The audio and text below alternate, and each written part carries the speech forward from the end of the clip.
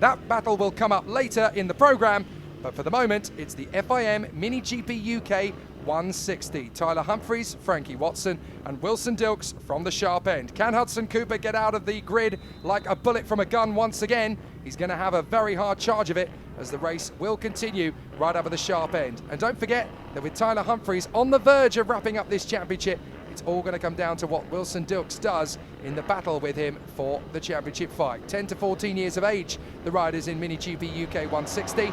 So we battle on in close proximity. What a start from Hudson Cooper again!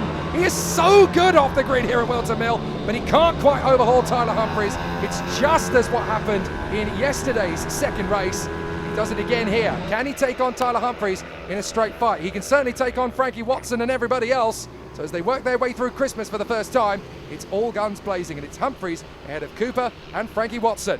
Championship as far as third place still on the line in this one. Two riders are going to the World Series, and that looks like it's going to be Tyler Humphries and Wilson Dilks.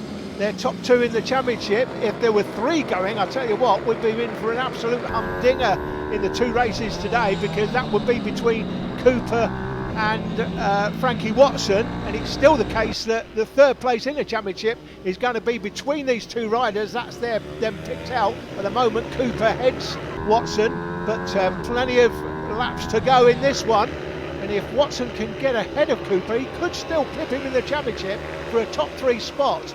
If only top three were going to the World Series. That's the onboard cameraman picked out. Here comes Watson up the inside. Oh. He runs wide though, and does Hudson Cooper get it back? He does. Sadly, he's made a habit of that this weekend, hasn't he? In the races yesterday, he was making some great moves, and he pulled off a cracker for the lead, if you remember, and unfortunately just ran wide. He got so deep into the braking zone that he drifted wide, and that's exactly the same as it works out here. So unfortunately, exactly the same situation, exactly the same scenario. So Tyler Humphries leads, Hudson Cooper second, Frankie Watson third. Look at Wilson Dilks all over the back of him trying to come through. This could be one of those battles that goes all the way to the death between these riders as they work their way in through the final hairpin. Back onto the home straight again. Tyler Humphries away and clear. Hudson Cooper second, then Frankie Watson and Wilson Dilks. And this is very much going to be one hand on the championship trophy for Tyler Humphries with Wilson Dilks down in P4. This is not in the game plan. Up the inside of Hudson Cooper comes Frankie Watson. Oh, that's much more like it from Watson. Currently fourth in the championship, fighting to get into the top three. It may not be enough to send him to the World Series, but bragging rights and then a good setup of momentum for 2025. That's what he can bank here at Wilton Mill. A great ride so far, back in a second place. Now, has he got time, momentum and pace to get after Tyler Humphries in the lead? Well, let's hope that next year, those that make the decisions on these things, we've got three riders at least going from the UK to the World Series in both the 160 and 190 class. This year it's just two riders from this class and three from 190. Let's hope this year, or next year rather, there's a change. Well, considering how good the quality of the racing has been, there's certainly plenty of arguments to suggest that it's a good decision. Humphries leading, but look at Hudson Cooper and Wilson Dilks. Dilks is going to dive in at Christmas. Oh, what a move from Wilson Dilks. Plenty of guts and determination into Christmas corner. Don't forget, he is second in the championship and wants to try anything possible to get back on terms with Tyler Humphries. He's got a big points deficit though. It's looking like a bit of a miracle for Wilson Dilks to win the championship, but certainly a lot more than that to get that place on the World Series package. Second place is looking pretty neat and tidy for Wilson Dilks. He's just got to stay in it essentially and stay in this fight. So back on board with Hudson Cooper as they work their way through the hairpin. Second place Frankie Watson in front of Dilks, then Cooper. Josh Herring we just saw a little bit there. There is the battle further back. That is the 11 and the treble 11. That's Leo Hams and Harry Rafferty. One thing we should talk about actually while we're in the mix of it is that in 10th place we've got Chloe Gleeson. Now if you remember, she went down yesterday in the first race, had to miss the second race due to some discomfort. They've checked her over, they've made sure that she's okay, and she's back up and racing, and she's in the top 10. So full credit to Chloe Gleeson. What a comeback. Yeah, because I had some concerns about her when she went down. She didn't look like she was moving at one stage, but then the medics came out, got her on her feet, and she has recovered, a bit battered and bruised. She missed the second race yesterday, but she's back today, and that's great to see. just winded and a little bit shaken up, but fortunately no more than that. Riders working their way through. That's the likes of Dan Stevenson, Lucas King, Ollie O'Gorman and Ollie Evans, still having that never-ending battle for 6th position. Even though they're a bit spaced out today, they are still having that same sort of battle. Oh, bit of a moment there for Ollie O'Gorman. I wonder if Evans was able to get a bit of an advantage on him there as they went into the braking zone there for the boot. Meanwhile, Frankie Watson is still trying to get away from Wilson Dilks and Hudson Cooper. This is what you don't want to see if you're Hudson Cooper. The two bikes becoming smaller and smaller and smaller in the distance. You want to keep them as close to you as possible, and they are just becoming invisible dots.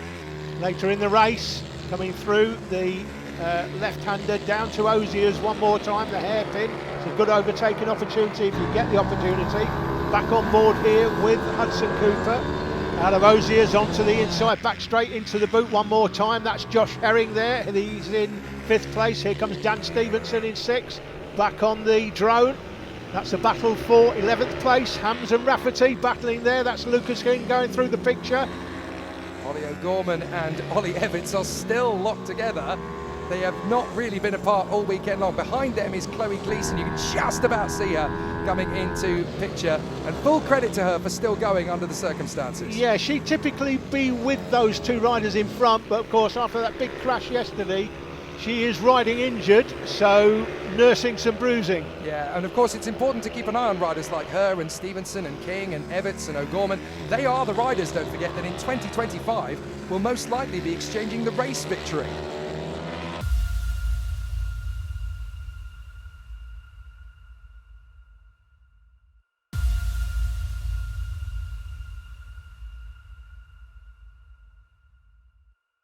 Back on board with Hudson Cooper as we work our way through the final turn, trying desperately not to get caught up in the traffic jam. Trying our best to not lose ground with Leo Hams and Harry Rafferty just in front of us. They have been racing literally every lap for this entire race weekend. The two races yesterday, they were locked together, and now here they are again. Oh, careful! There's a big difference in speed, but you've got to time it right.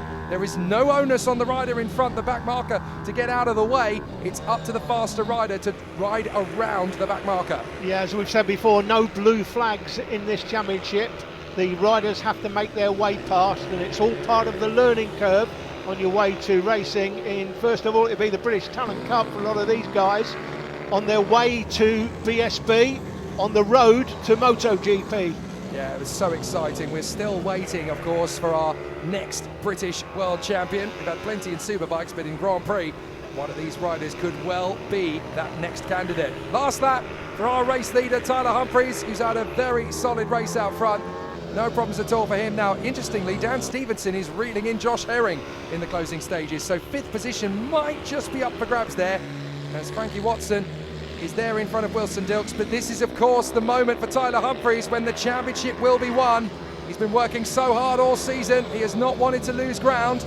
As we see O'Gorman and Evans having their little duel, but here comes Tyler Humphries. It's been a long season, but now comes the moment we've been waiting for him to win this championship and get it done in fine style. There is Hudson Cooper in 4th position. The battle for 2nd, 3rd in the championship will still be ongoing, of course. But the winner is Tyler Humphries, and that's job done in the MiniGP UK 160 in the FIM category, as he did in the BMB category yesterday in round 5.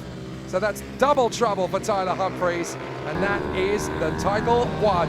Frankie Watson 2nd, Wilson Dilks in 3rd from Hudson Cooper in P4, and Josh Herring will come through in 5th position, just ahead of Stevenson. Hams and Rafferty's race-long battle goes the way of Leo Hams. So Humphries wins from Watson and Wilson Dilks. Hudson Cooper P4. How close was it in the end between Josh Herring and Dan Stevenson? My goodness. Ollie O'Gorman and Ollie Evans took their fight right to the end as well. Chloe Gleeson, very admirable to come home 9th ahead of Leo Hams after her big accident yesterday.